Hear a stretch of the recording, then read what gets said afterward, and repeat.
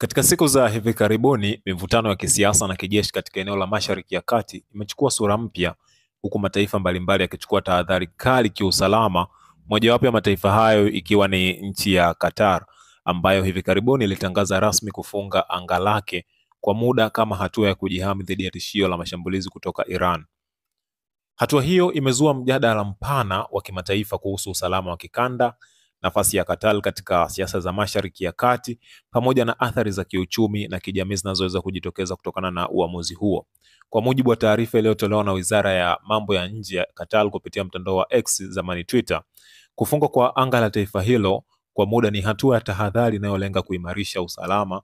wa raia wa Qatar na wageni waliopo ndani ya nchi hiyo. Taarifa hiyo haikueleza kwa undani muda wa kufungwa kwa anga hilo, lakini ilieleza wazi kuwa tishio hilo linatokana na mvutano mkubwa unaoendelea kati ya Iran na mataifa ya Magharibi, hasa Marekani na washirika wake wa eneo hilo. Qatar imechukua hatua hiyo kwa sababu ni taifa lililopo katikati ya mgogoro huu na lina historia ya kuwa mwenyeji wa makumbi ya kijeshi ya Marekani, huku pia likidumisha uhusiano wa kidiplomasia na Iran.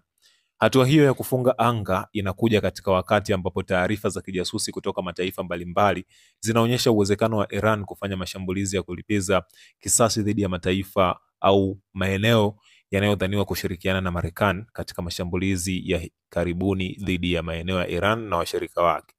Qatar, ikiwa mwenyeji wa karibu wa Iran na mwenyeji wa kambi kubwa ya kijeshi ya Marekani, inalazimika kuchukua tahadhari hii ili kuzuia uwezekano wowote wa anga yake kutumika katika operation za kijeshi au kulengwa na mashambulizi ya kulipiza kisasi. Kwa upande wa athari, kufungwa kwa anga kunaweza kuleta madhara kwa usafiri wa anga wa kiraia, hasa safari za ndege za kimataifa zinazotumia anga ya Qatar kama njia ya kawaida. Hii inaweza kusababisha ucheleweshaji wa safari, mabadiliko ya ratiba, pamoja na ongezeko la gharama za uendeshaji na mashirika ya ndege. Hata hivyo, serikali ya Qatar imeweka wazi kuwa usalama wa raia wake na wageni waliopo nchini humo unazidi umuhimu wa changamoto hizo za muda mfupi, na ndiyo maana kitu chao cha msingi zaidi wameamua kufanya jambo hilo.